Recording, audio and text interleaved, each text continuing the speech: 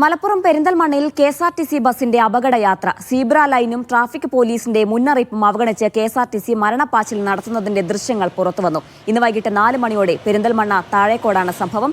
വിദ്യാർത്ഥികളും ട്രാഫിക് പോലീസുകാരനും തലനാരിഴയ്ക്കാണ് രക്ഷപ്പെട്ടത്. പെരിന്തൽമണ്ണ ഭാഗത്തു നിന്നും പാലക്കാട് ഭാഗത്തേക്ക് പോവുകയായിരുന്ന ബസ്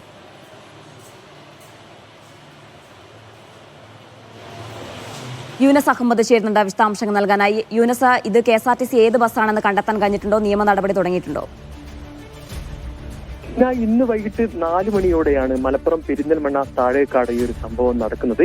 ഈ സീബ്ര ലൈനും ട്രാഫിക് പോലീസിന്റെ മുന്നറിയിപ്പും അവഗണിച്ചുകൊണ്ടാണ് ഈ കെഎസ്ആർടിസി ബസിന്റെ മരണപ്പാച്ചിൽ.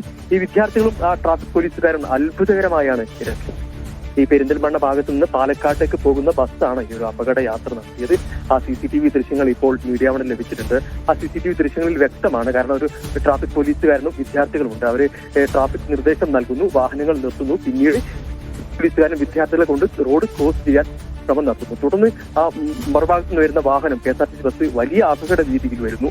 വലിയ ഒരു ഭാഗ്യം കൊണ്ടാണ് ഈ വിദ്യാർത്ഥികൾ രക്ഷപ്പെടുന്നത്. അതായത് നാട്ടുകാരടക്കം പറയുന്നത് കാരണം പലരും ട്രാഫിക് നിർദ്ദേശം പാലിക്കുന്നില്ല, വലിയ അപകട രീതിയിലാണ് ഇവിടെ വാഹനം ഓടിക്കുന്നത് എന്നുള്ള ഒരു ആക്ഷേപമാണ് നാട്ടുകാർ ഉന്നയിക്കുന്നത്. ഏതായാലും ഭാഗ്യം കൊണ്ടാണ് ഈ വിദ്യാർത്ഥികളും ഈ പോലീസുകാരും രക്ഷപ്പെട്ടത്.